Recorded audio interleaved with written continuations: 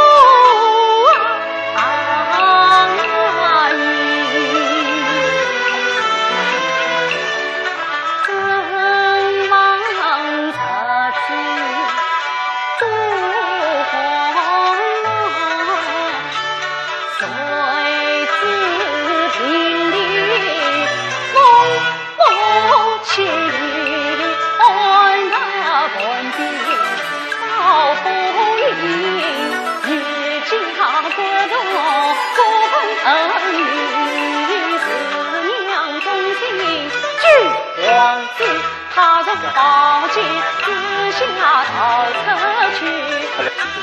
因月岁用一股一计，不去有一计。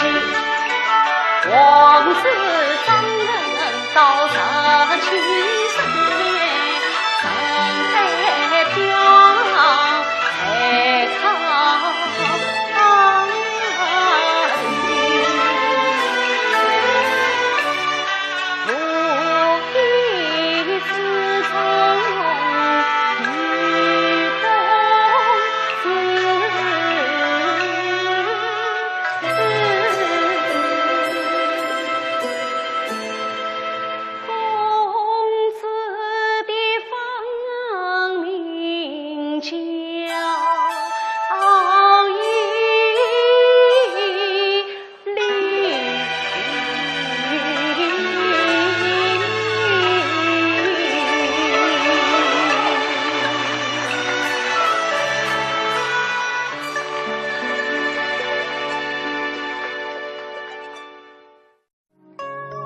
不容易的何止是陈丽雨，尹桂芳算得上是越剧史上最受欢迎的女小生，曾经在上海风靡过无数粉丝。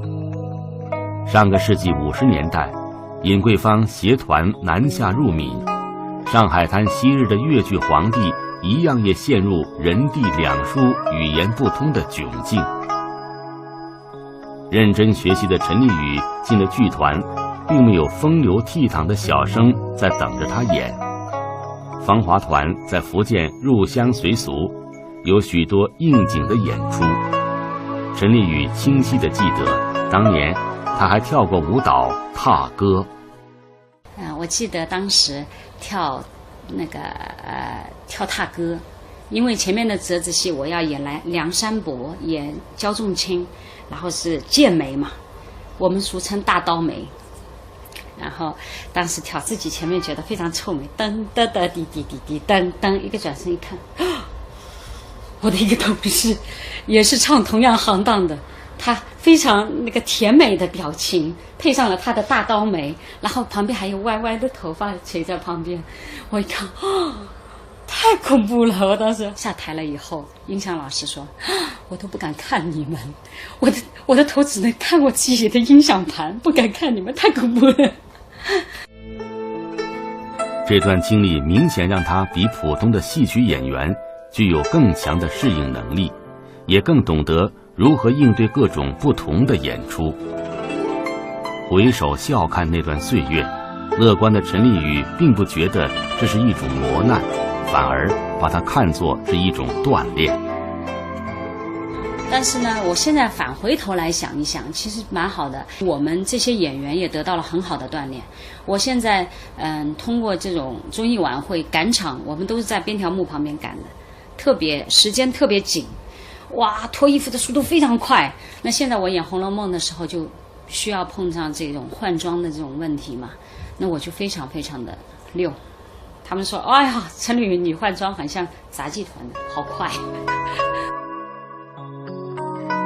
好心态并不能守得有戏演，几年下去，上台的机会仍然不多。当时团里的台柱子小生出国了，剧团里的人走了很多，无戏可演又难以割舍。困守中的陈丽雨决定拿出全部积蓄去读书。考上了以后，哇，我当时好激动，但是又有点犹豫，蛮犹豫的。就是说，我们家经济条件并不是特别好，我父亲生病，我就在想，那这样子的话，这个经济这种状况，我去读书会不会太自私？当时福州的那个房子的首付是2到3万，月供是大概几百块钱，1000以下嘛。那我去读书的话，读这么几年，大概就是一套住房的这个钱了。那后来我家里人知道这个消息以后，哎呀，他们很高兴，然后说，哎呀，我们绝对支持你，然后他们竭尽全力帮我完成了这个梦想。原本打算读完书去戏校教学的陈丽雨，在2006年遇到了粤女争锋，他从初赛不被人看好的无名小卒，一路跌跌撞撞，越赛越勇，直到登上金奖舞台。仿佛脱胎换骨的陈丽宇，在整个比赛过程中，通过老师尹小芳，重新认识了对越剧的承担。比赛前夜，小芳老师说戏时折断了肋骨，她瞒住陈丽宇一声不吭，直到比赛结束，别人才告诉陈丽宇，老师为她受了伤。我觉得这件事情，每次想到这件事情的时候，都感觉蛮心痛的那种感动。那我也在他这边，我也听到了特别多的有关于泰先生的对别人的一些无私的帮助。我就觉得在这2位老师身上，我看到了就是说尹派的这种风范跟他的特质。我也在想，哎呀，真的能够以他们为榜样，好好的就说清清白白做人，认认真真演戏。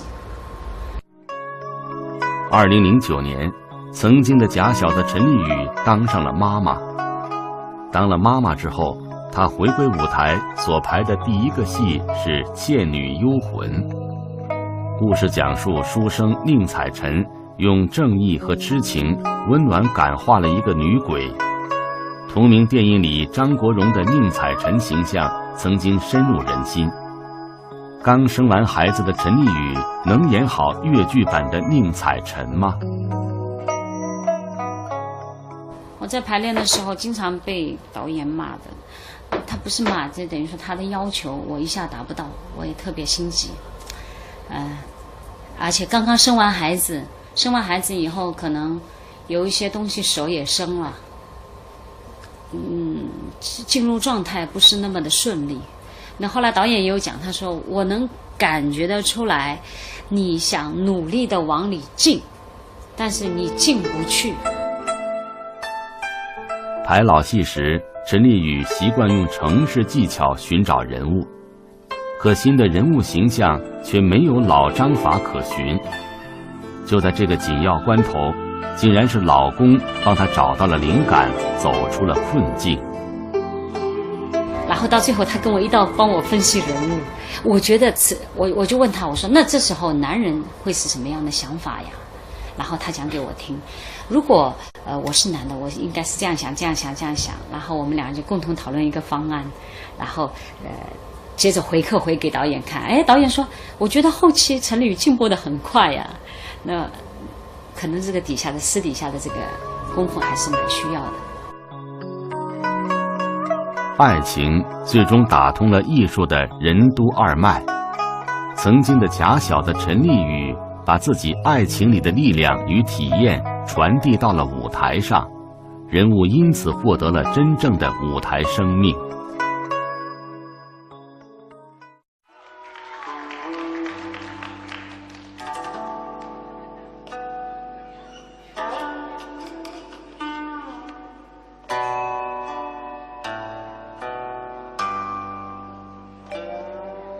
水草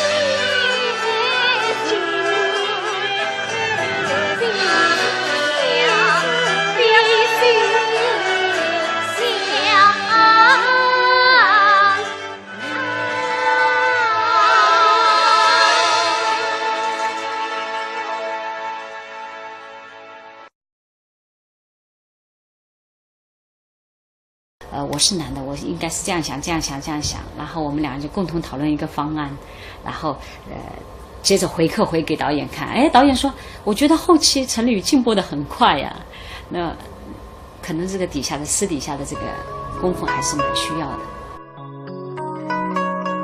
爱情最终打通了艺术的任督二脉，曾经的狭小的陈丽宇把自己爱情里的力量与体验传递到了舞台上，人物因此获得了真正的舞台生命。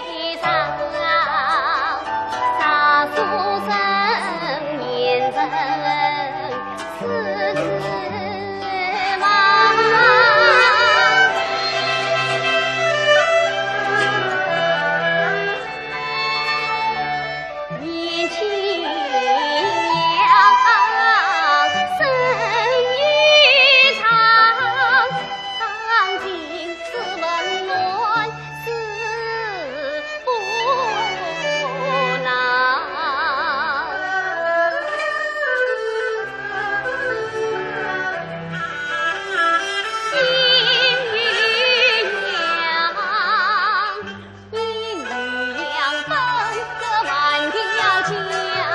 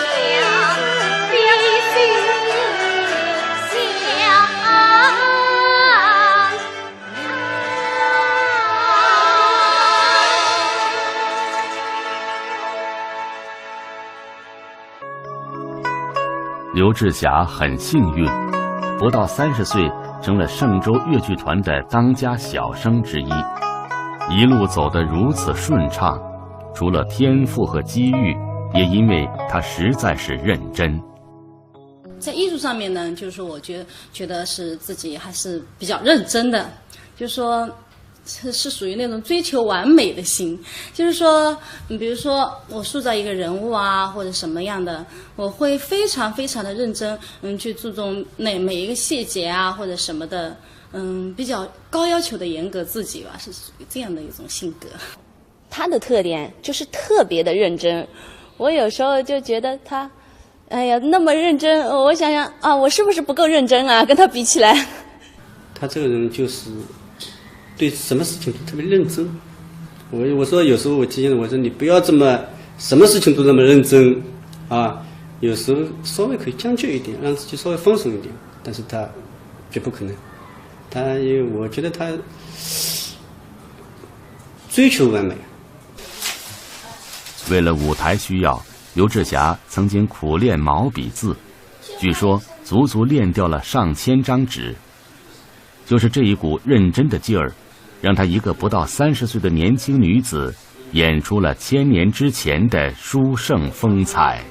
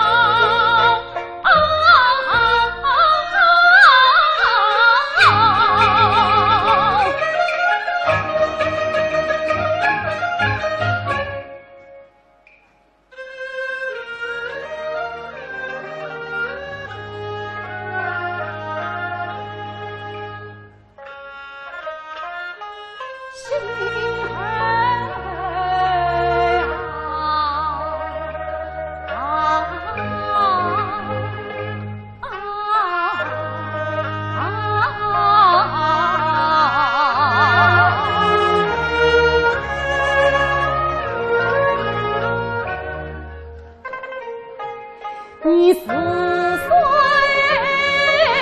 女儿成功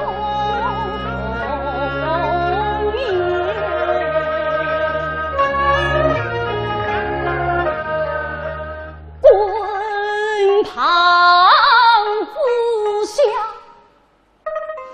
一命要心儿啊，你要我往中踏履多奔发天下听曾中一生愿做一支笔，还路书剑情应会好，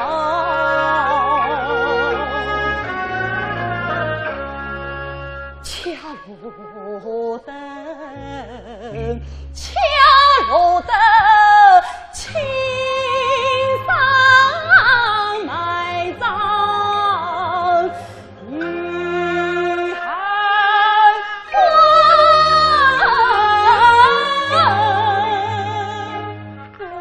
土卷题写乱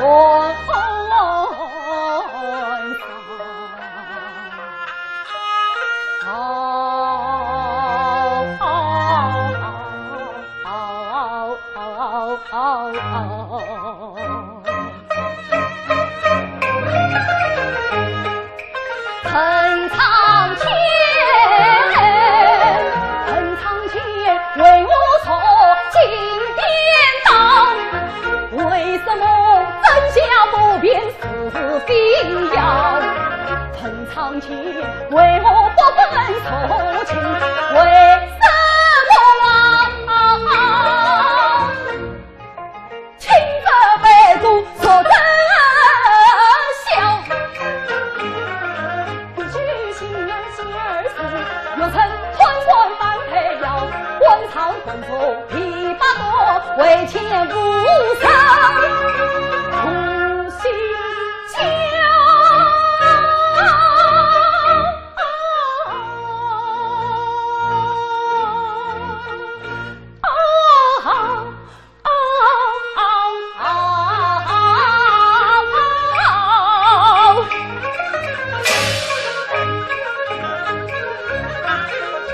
为官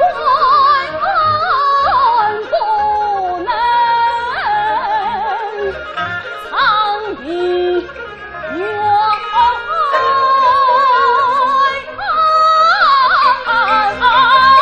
心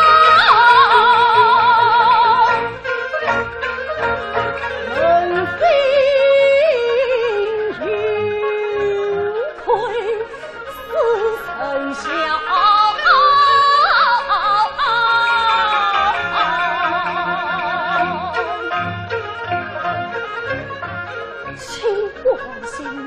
娘生配心足有理，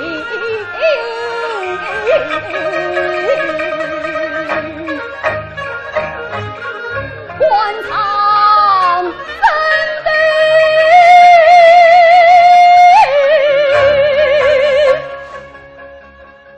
岁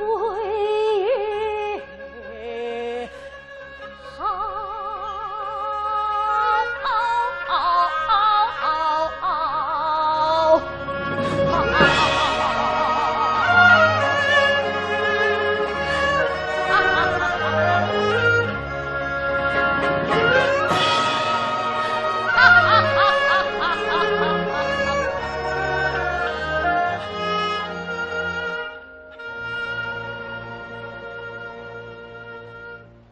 穆桂庄情，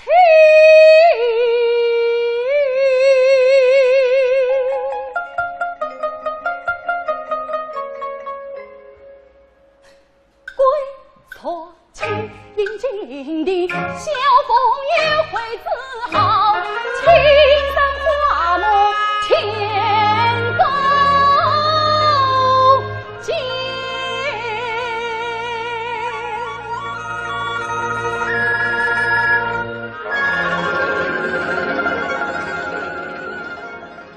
仙子变，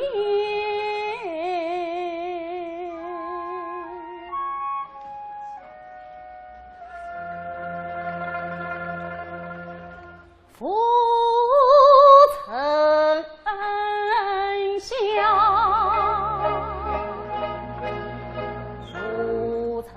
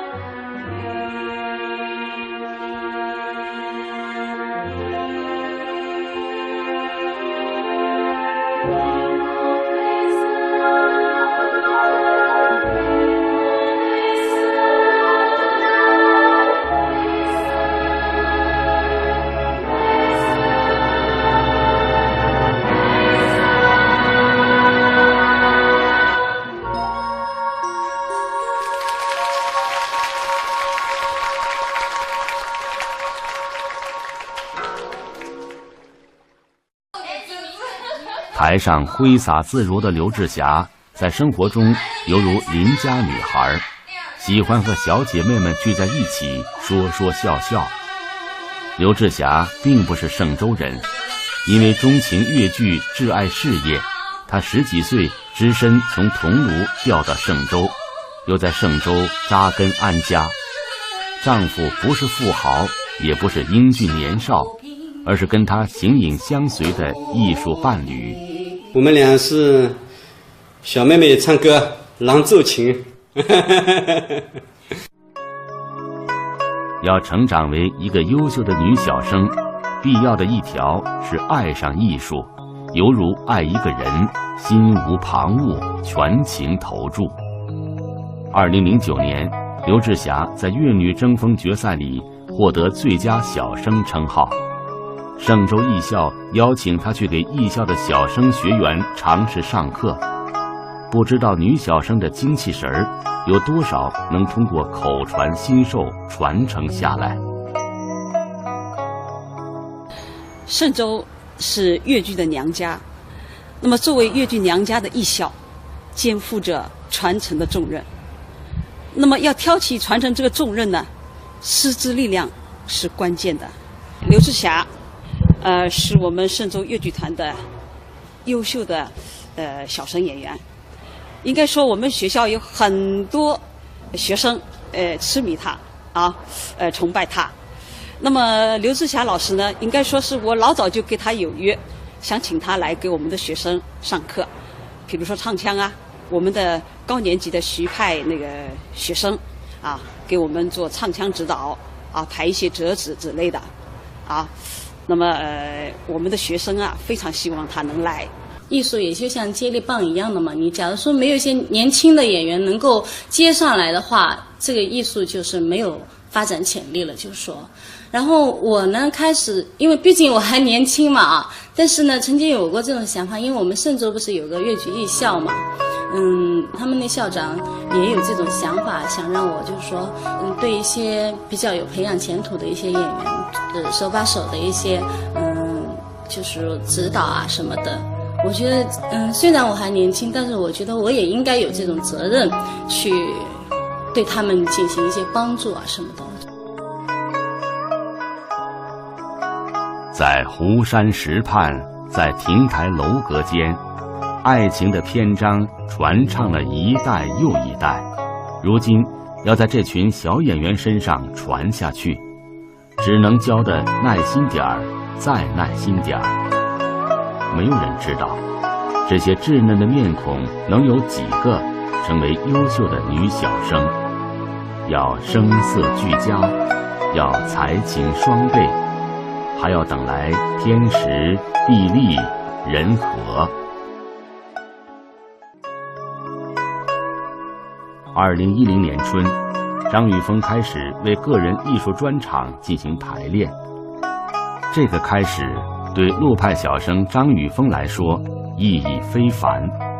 陆派比较冷门，上海10大粤剧流派里唯有陆派因为种种原因至今还没有办过流派专场。倔强的张雨峰欣赏这个流派的孤高，同时也选择了这个流派的冷清。办专场是为自己也为陆派做点事情，机会来之不易。我觉得谈起这个专场，我就觉得是，自己就是从艺到现在，自己所花的心血最多的一次，因为首先呢，我觉得作为一名青年演员，作为一名陆派弟子，能够办这样的一次专场，这个机会我觉得实在是难得。正赶上剧团要赶新戏，忙于排练，排练厅都被占满了。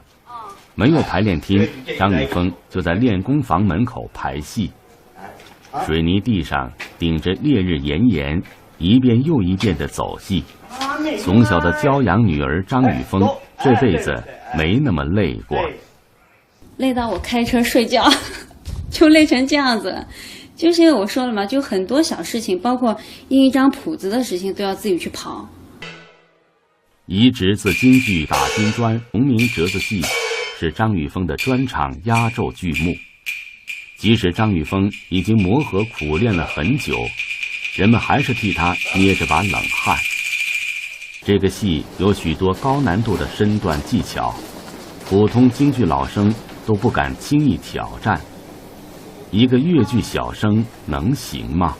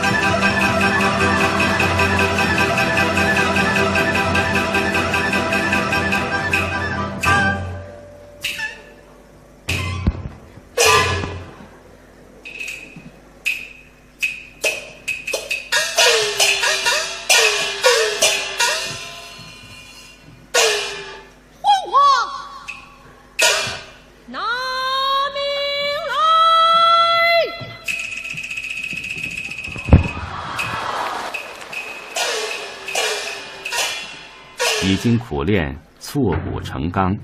专场的压轴剧目打金砖，点燃了全场的热情，同行震动，戏迷沸腾，专家惊奇。人们怎么也没有想到，张玉峰竟然真的把这个戏拿了下来，而且完成的超出预料的漂亮。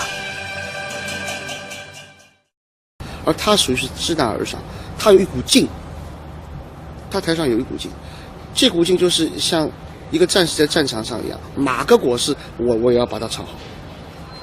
所以你看，他一个是吊毛，吊毛是他穿得很高，这说明他毯子功很好。他那个吊毛怕穿上去，当时会停住，然后再下来。像我们放一个鼓芦毛已经停不住了，不要说吊毛了，对吧？当时我印象很深，他演这个戏是压轴的，我就在台旁边看他。当他最后一个360僵尸下去的时候，他哭了，我也哭了。我就觉得特别感动，特别感动。特别不容易，特别不容易。一个女孩子演打金砖，又是第一次演，不容易的。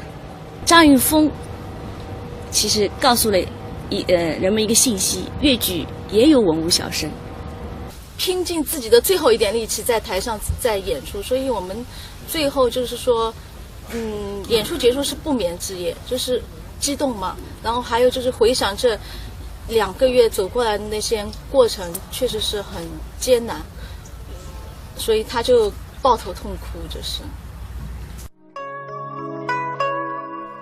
出道以来就以俊俏著称的张雨峰，一天也没走过半项路线。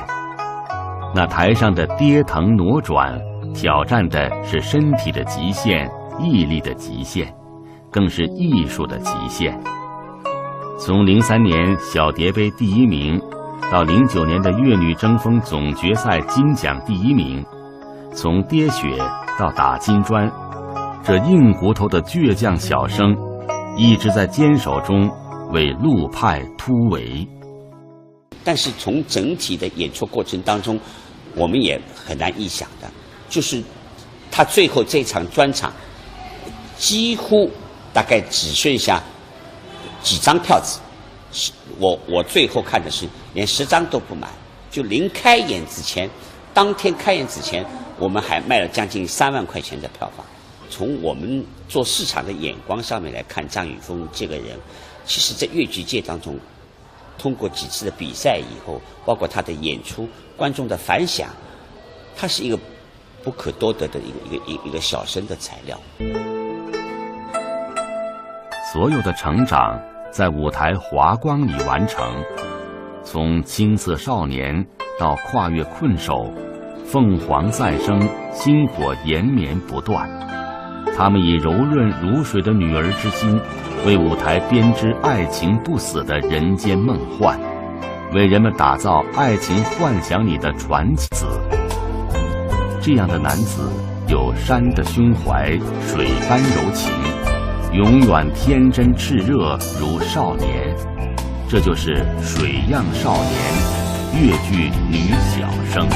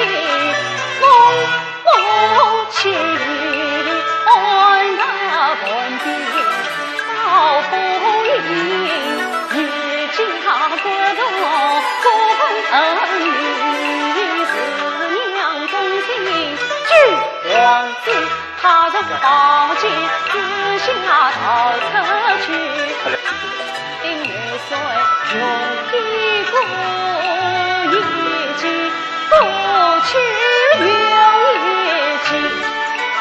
王子三人到17岁，上海漂才靠。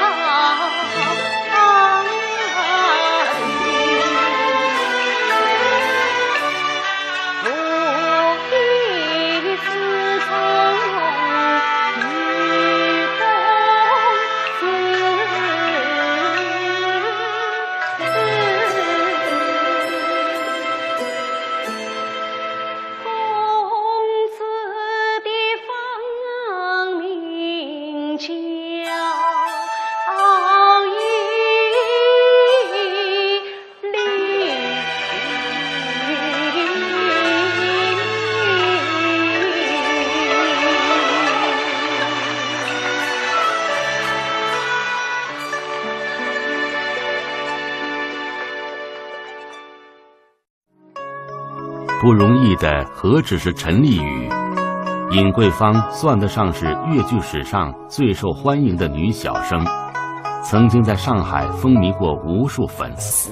当时福州的那个房子的首付是2到3万，月供是大概几百块钱，1000以下嘛。那我去读书的话，读这么几年，大概就是一套住房的这个钱了。那后来我家里人知道这个消息以后，哎呀，他们很高兴，然后说，哎呀，我们绝对支持你。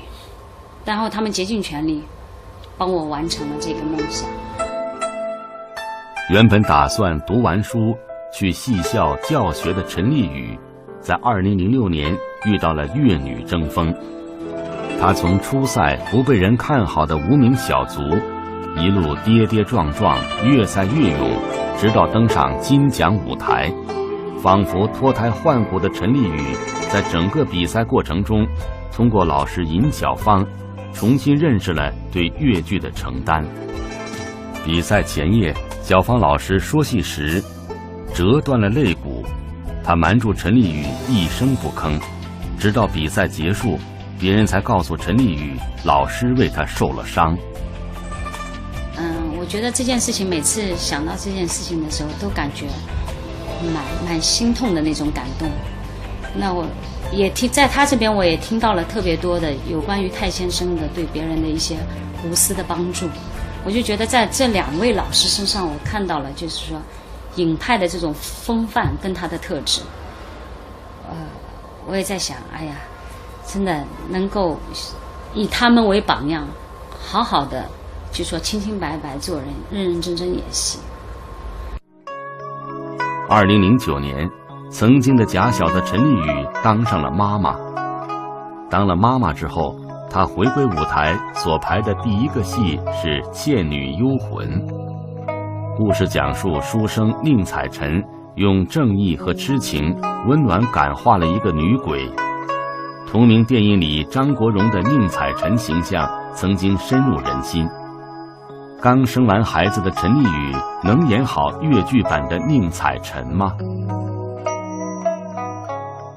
我在排练的时候经常被导演骂的，他不是骂，这等于说他的要求我一下达不到，我也特别心急。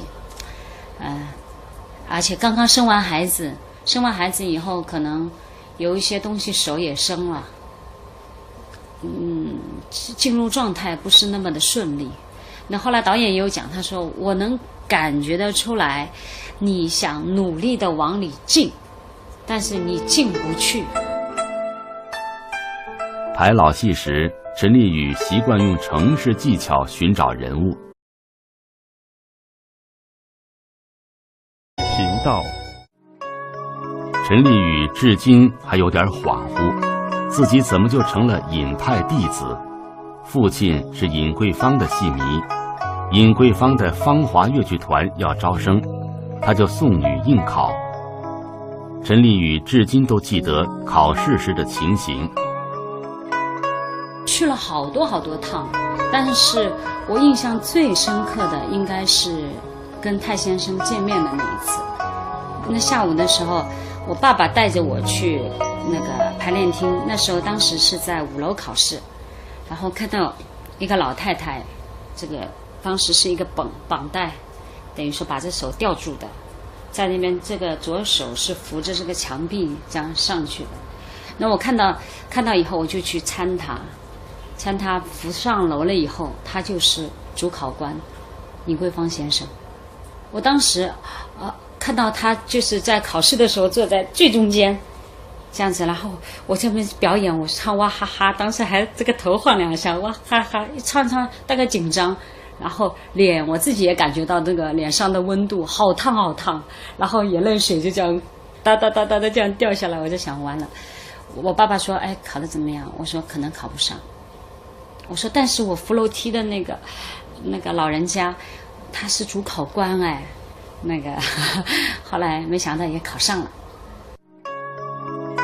尹桂芳所创立的芳华粤剧团向来以尹派小生为主，懵懂中陈丽雨成了尹派弟子。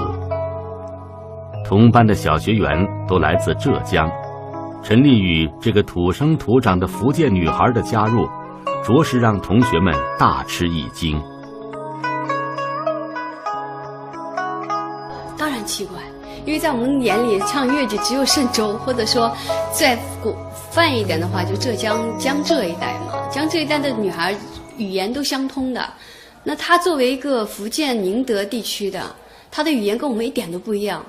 我也觉得挺诧异的。当时她来的时候还有一个小卷毛，头发这样子扎2根啊，她其实也很女孩子气。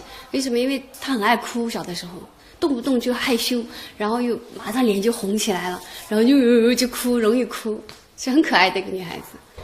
完全不会。我当时其他的同学可能都是浙江人啊，那像我这样子，因为首先要过语言关，语言关我们当时有语音课、语训课，那当时老师也特别好，还要求我去食堂买菜啊，也需要那个讲浙江话，要不然的话就不会卖给我。那当时那个小朋友也都很热闹，全部围着我，彩绿，我教你，1、2碗，然后我就讲1、2碗，然后要不要青菜啊？要不要青菜？就这样学完了以后，他们卖给我，我才有饭吃，这样挺好的。他们汇报演出一个杜兰多，他演主要小生，结果人家旁边的人告诉我，他说他真不容易。他不是我们嵊州人，不是我们嵊州人，我哪里啊？他说本省的啊，本省哪里？说古田啊，古田人。哎呀，我说我听不出啊，他咬字了，怎么还没归外呢？